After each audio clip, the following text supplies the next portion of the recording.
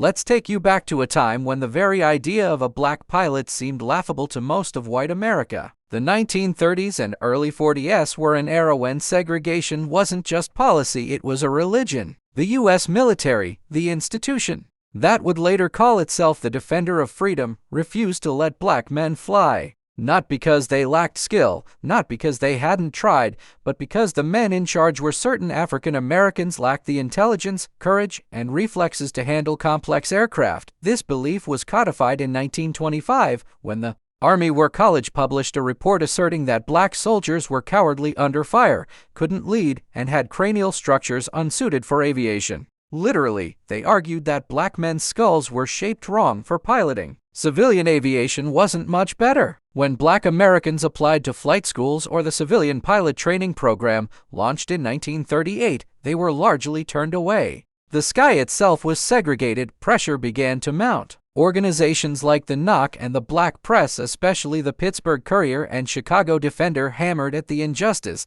demanding that black Americans be allowed to serve in all military capacities. By 1940, President Franklin Roosevelt, seeking the black vote in northern cities, faced pressure from leaders like A. Philip Randolph, Walter White, and T. Arnold Hill to act. Roosevelt didn't desegregate the military, but he authorized a compromise. An all-black pursuit squadron trained at Tuskegee Institute in Alabama. The military brass saw it as an experiment, one they expected to fail. Alabama wasn't chosen by accident. It was home to Tuskegee Institute, a symbol of black achievement, but also part of the deepest, most hostile Jim Crow South. Black cadets would train under the harshest scrutiny in a place where one misstep off base could turn deadly. Hundreds volunteered anyway. They came for the love of flying, the call of service, and the chance to prove a nation wrong. The Tuskegee Army Airfield opened in July 1941. From day one, cadets faced grueling training and deliberate obstacles: older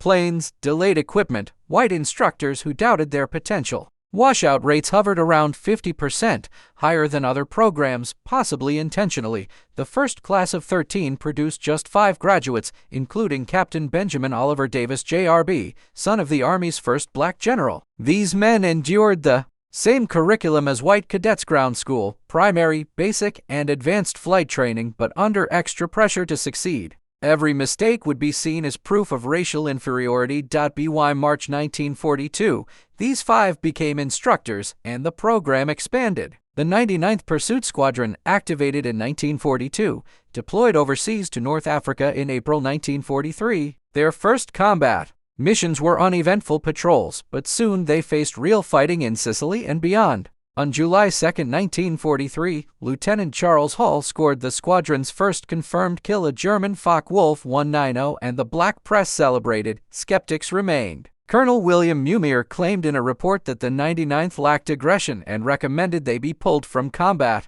Yet, investigations confirmed the squadron's performance matched that of comparable white units. Every mission was a test, every combat encounter scrutinized, and the airmen responded with courage, discipline, and skill. The 332nd Fighter Group, formed in 1944 under Davis, flying P-51 Mustangs with iconic red tails. Their mission: escort bombers deep into Germany. Unlike other units that abandoned bombers to chase enemy fighters, the Red Tails stayed close, protecting the planes at all costs. Between June 1944 and April 1945, they flew over 15,000 sorties, including 200-plus bomber escort missions, with remarkably low losses. Though later research showed they did lose some bombers, the rates were still far better than most white units. The Tuskegee Airmen's achievements weren't limited to pilots. Mechanics, navigators, medics, and administrators, many of them black, kept planes flying and missions on schedule, often with scarce resources. Women also served as mechanics,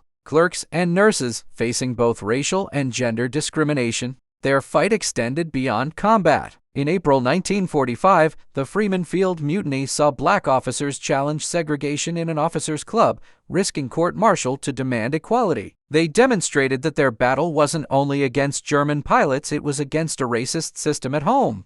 After the war, Tuskegee Airmen returned to a country still steeped in segregation. Despite medals, honors, and public acclaim in black communities, they faced discrimination in housing, education, and employment. Yet they carried their experiences into the civil rights movement, using their moral authority as veterans to demand change. The military itself took note. By 1948, President Truman signed Executive Order 9981, desegregating the armed forces. The Korean War accelerated integration, and Tuskegee Airmen like Benjamin Davis JRB and Daniel Chappie James JRB rose to the highest ranks, proving that talent and leadership were colorblind. The Tuskegee Airmen story is more than a tale of aerial heroism. It's a testament to excellence under pressure, courage in the face of systemic oppression, and the power of opportunity to unlock human potential. They flew higher than anyone thought possible, and in doing so, they lifted a nation. Please don't forget to subscribe and hit the bell icon.